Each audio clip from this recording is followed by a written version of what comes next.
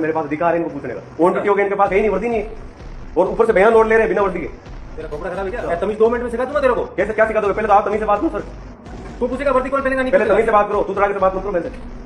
बेटा अंदर एक नाम तो દોસ્તો આ વિડીયો રાજસ્થાનના એક પોલીસ સ્ટેશનનો છે જ્યાં મહિલા પોતાની સાથે બલાત્કાર આચર્યો છે તેવો ગુનો નોંધે છે। પોલીસ સ્ટેશન તેને જવાબ લખવાના બહાને 10 વાર બોલાવવામાં આવે છે પણ તેની સાથે કોઈ પ્રકારનો જવાબ લખાવવામાં આવતો નથી। ત્યારે તે મહિલાનો વકીલ તેની સાથે પહોંચે છે। પોલીસ સ્ટેશનમાં જે વ્યક્તિ જવાબ લખાવવા માટે બેઠો હોય છે તેને યુનિફોર્મ પહેર્યો હોતો નથી।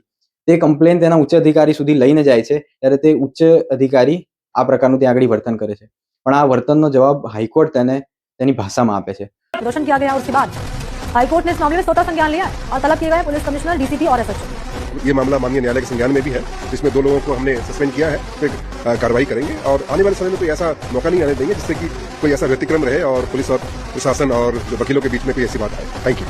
એટલે દોસ્તો કોઈ પણ અધિકારી જ્યારે તેનું ભાન ભૂલે છે તેનું ભાન પાછું યાદ દેવડાવવા માટે આપણી સાથે હાઈકોર્ટ રહેલી છે। ચિંતા કરવાની, ડરવાની કોઈ જરૂર નથી, કાયદો તમારા પક્ષમાં જ છે। કાયદાને સમજવા માટે અમને ફોલો કરો। જય હિન્દ, જય ભારત, જય સંવિધાન।